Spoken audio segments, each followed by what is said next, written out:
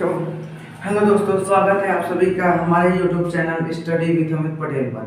आज के इस वीडियो लेक्चर में मैं आप सभी को कक्षा 10वीं के जो पहला चैप्टर है वास्तविक संख्याएं, ठीक है, प्रश्नावली 1.2 का जो क्वेश्चन है उन सभी को हल करवाऊंगा एकदम आसानी से।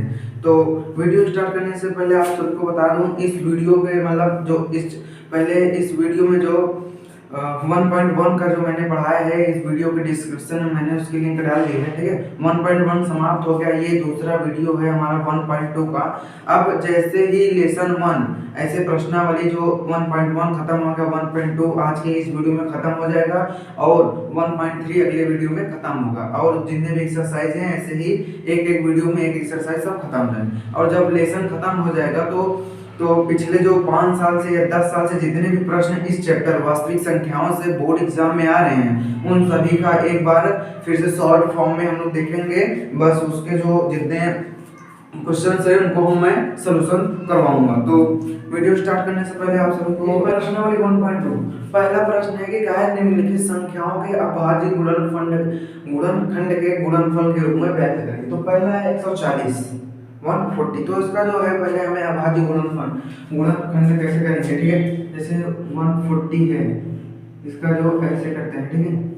पहले इसको किससे काटेंगे, 2 से, 2 7 14, ये 0, फिर 2 से काट दीजिए, 2 3 6, बचा कितना 1 5, 2 2 5 10, फिर 5 से काट दीजिए, 5 7 35, फिर 7 से एक बार, ठीक है। 7 से एक बार कट गया। अब इसका क्या है अभाज्य गुणनफल, इसका पहले फैक्टराइजेशन क्या होगा, 140 बराबर 2 × 2 × 5 × 7 होगा। अब इसका अभाज्य गुणनखंड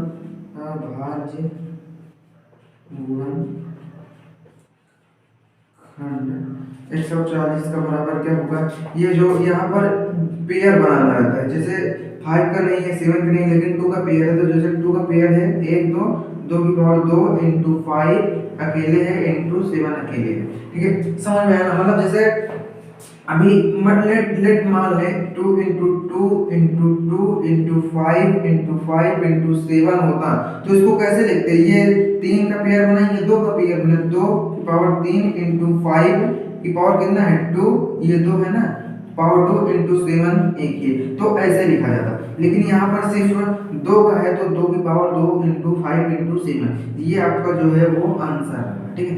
ये आपका आंसर तो बहुत ही सरल है, बस एक बार समझने की देरी है बस। जो अब दूसरा नंबर क्या है, दूसरा नंबर में बोला है 156 का, दूसरे नंबर बोला है 156 का।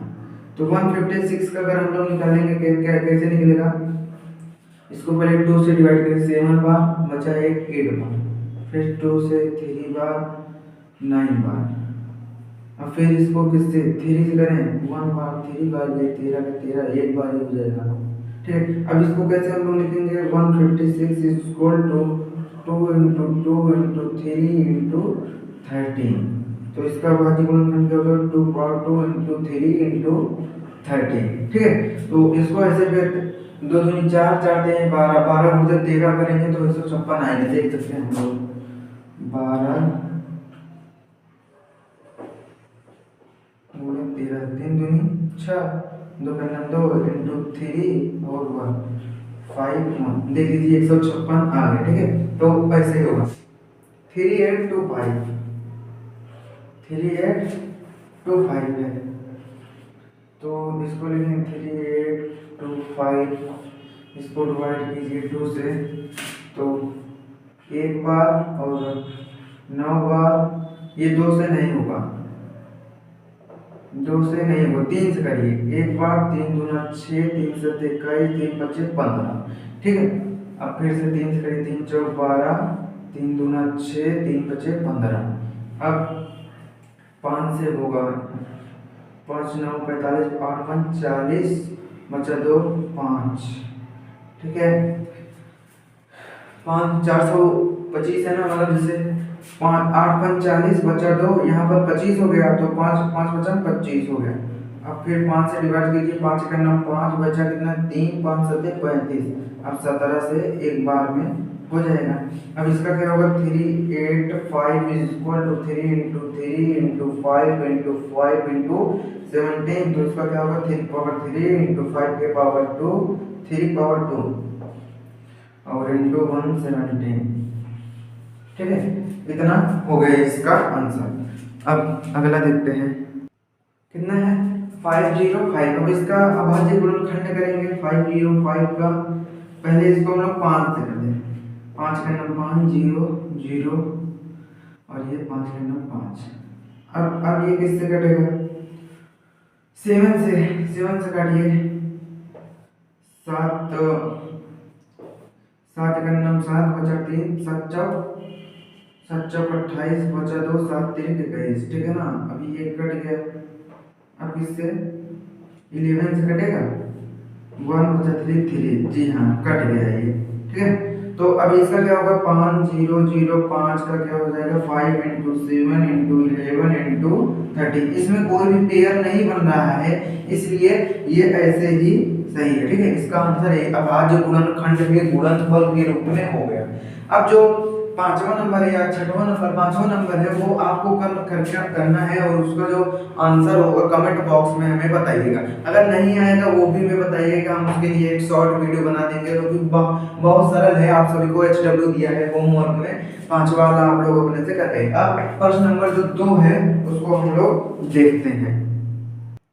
अब जो प्रश्न 2 है उसमें बोला है कि पूर्णांकों के निम्नलिखित युग्मों के, ठीक है, क्या बोले पूर्णांकों के निम्नलिखित युग्मों के HCF और LCM ज्ञात कीजिए, हाईएस्ट कॉमन फैक्टर और लोवेस्ट कॉमन फैक्टर, तथा इसकी जांच कीजिए कि दो संख्याओं के गुणनफल HCF इंटू LCM बराबर है। मतलब अब इसमें बोला है कि पहले तो इसका और इसका HCF और LCM निकालना है दोनों संख्याओं का। फिर बोला है कि इन दोनों गुणनफल इसका और इसका अगर हम लोग मल्टीप्लाई करेंगे तो और जो HCF और LCM आएगा उन दोनों को मल्टीप्लाई करेंगे तो बराबर होना चाहिए। तो समझ में नहीं आएगा, पहले मैं सूत्र लिख देता हूँ। सूत्र क्या है इसमें, सूत्र इसमें कहा है कि LCM, इसको A मान लीजिए और इसको B, AB का इंटू HCF AB का बराबर A इंटू B।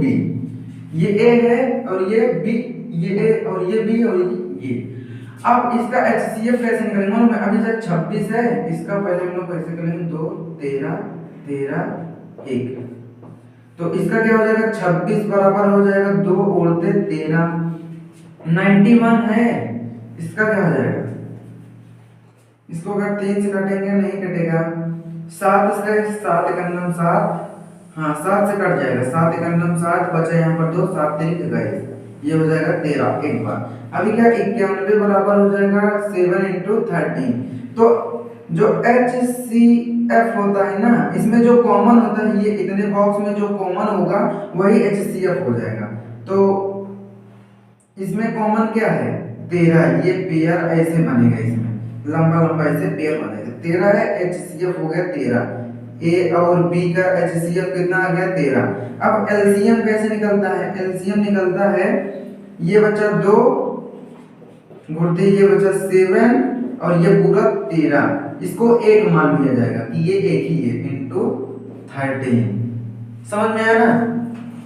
ये इसका पहले हमने पेयर पूरा ले लिया, ये ऐसे 2 हो गया 3 हो गया, ठीक है, ऐसे 13 हो गया इसका HCF। 2 गुणते 7 गुणते 13, ये 13 एक ही है, ठीक है, एक ही है। तो 2 गुणते 7 गुणते 13, L से LCM निकाल, 7 दूनी 14, 14 गुणते 13 कितना होगा 182 होगा, 182 होगा।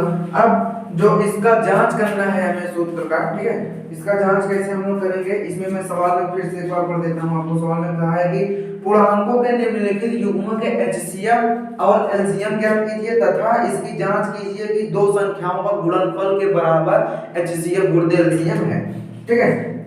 तो अब हम लोग जांच करेंगे, जांच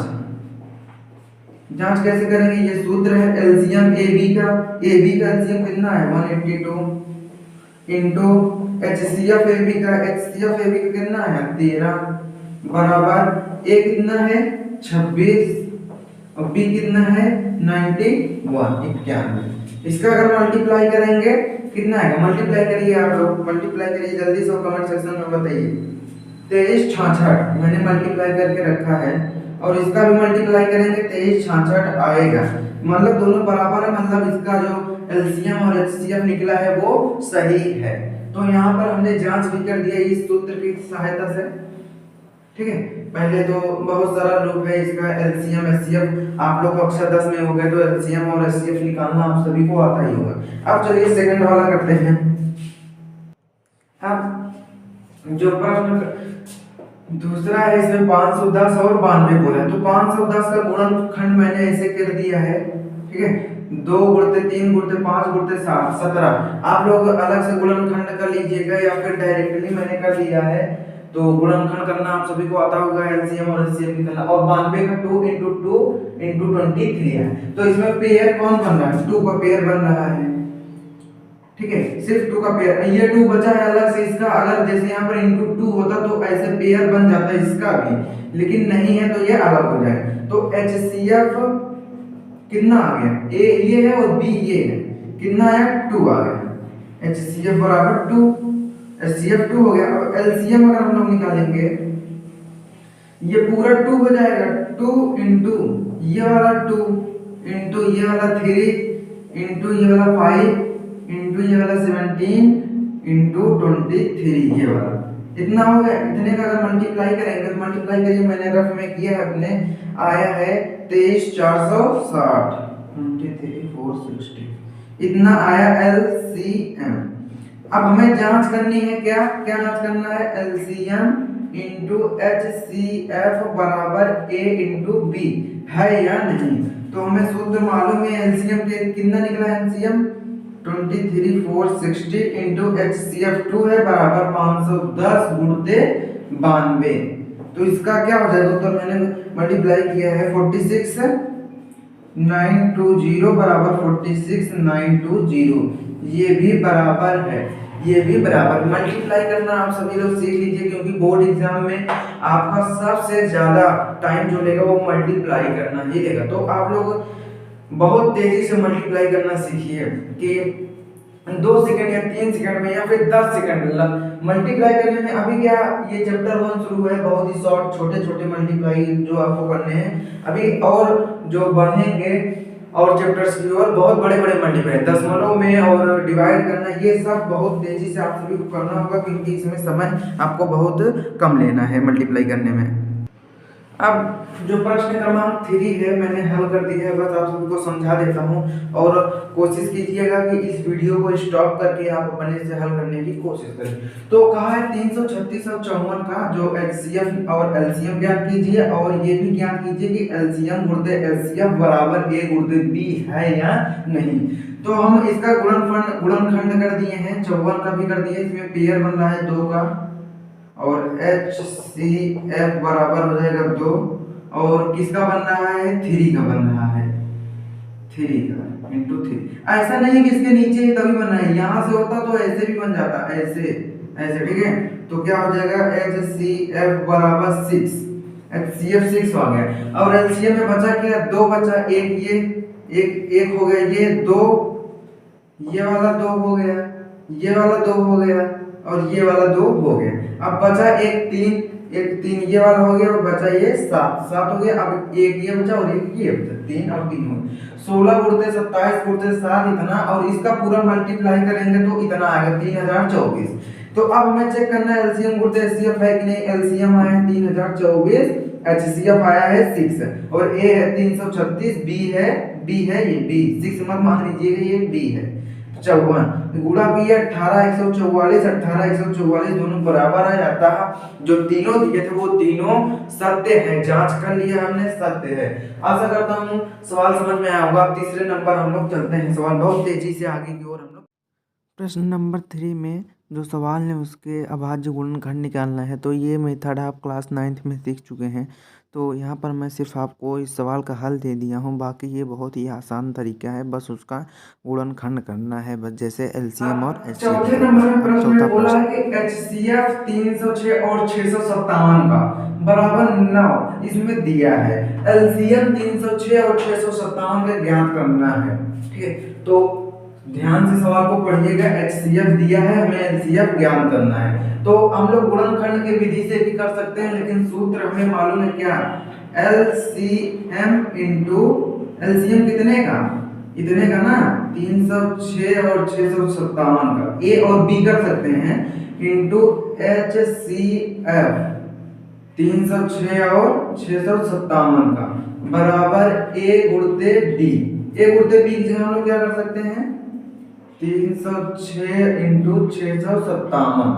तो इतना हमें सूत्र ये जो है हमारा हो गया। यहाँ पर A और B हो सकता है, लेकिन हमें डायरेक्ट मान हमने रख दिया। तो LCM 306 और 657 का इंटू HCF इतने का कितना दिया है, 9, इतने का मान हमें ये 9 दिया है, बराबर 306 गुणते 657।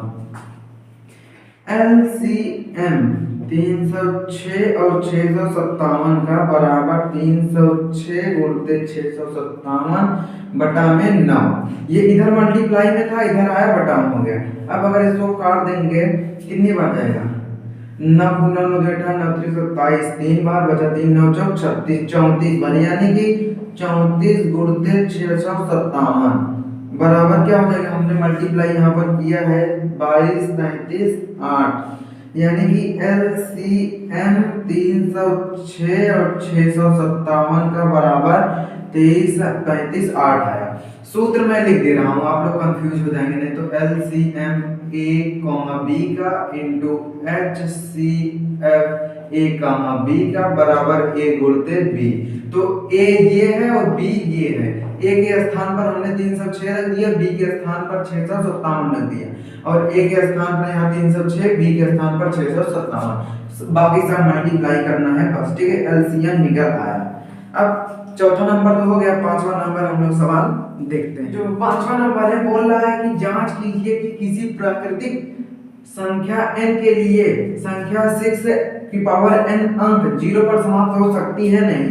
मतलब कि ये जो 6 की पावर n है, अगर n का मान प्राकृतिक संख्या लें, प्राकृतिक संख्या को होती है 1 2 3 इनफाइनाइट ऐसे, तो क्या उसका जो अंक होगा हल करते हुए 0 पर समाप्त होती।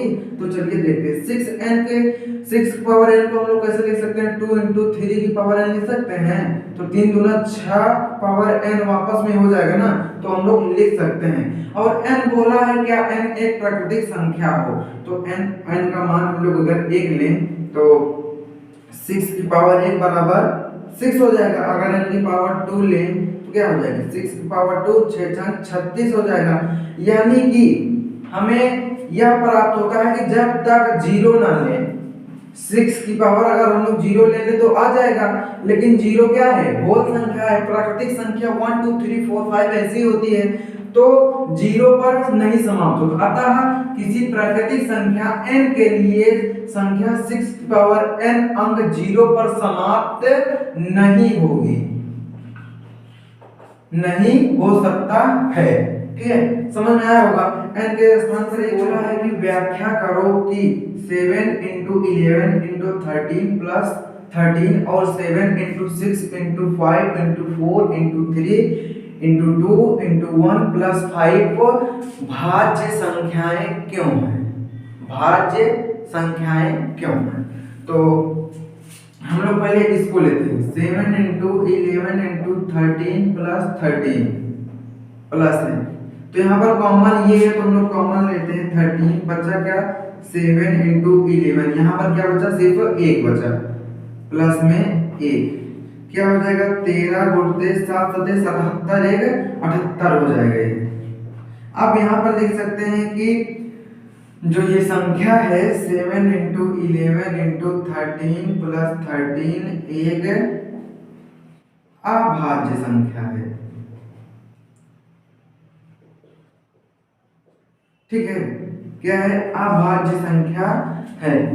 तो अभाज्य संख्या क्या, इसमें क्या, थोड़ा यहाँ 13, इसको ऐसे भी लिख सकते हैं, एक अभाज्य संख्या जो है अभाज्य संख्या नहीं है, क्योंकि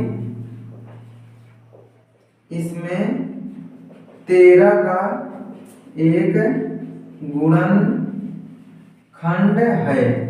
13 का इसमें एक गुणनखंड है, ये 13 का गुणनखंड क्या होगा 1 into 13 ही होगा। तो इसमें जो अभाज्य संख्या नहीं है, अभाज्य संख्या नहीं है तो क्या है भाज्य संख्या है ना, तो सिद्ध हो गया ना कि ये भाज्य संख्या है, भाज्य संख्या है, ये हो गया। अब इस वाले की बारी आती है, तो इसमें 5 कॉमन है, 5 यहाँ भी है, 5 यहाँ पर भी है। अब क्या होता है 7 गुणते 6 गुणते 4 गुणते 3 गुणते 2 गुणते 1 प्लस 1, 5 इंटू क्या हो जाएगा, इसका अगर मल्टीप्लाई करेंगे हम लोग क्या आएगा 1009, 1009। तो चूंकि 5 इंटू 1009 करेंगे तो ये जो है 5 जो है वो क्या है एक भाज्य संख्या है, ठीक है। ये जो 5 ये पूरा 5 इंटू 1009 अगर मल्टीप्लाई करेंगे तो एक भाज्य संख्या आएगी, भाज्य संख्या आएगी। इसका आप लोग मल्टीप्लाई कर लीजिएगा, इसको अगर मल्टीप्लाई करेंगे तो एक भाज्य संख्या ही आएगी, और इसका भी अगर आप लोग मल्टीप्लाई करेंगे तो एक भाज्य संख्या ही आएगी। तो यहाँ पर सिद्ध हुआ कि जो दोनों संख्याएं वो भाज्य संख्याएं हैं, ये जो ये और ये भाज्य संख्याएं हैं। तो अब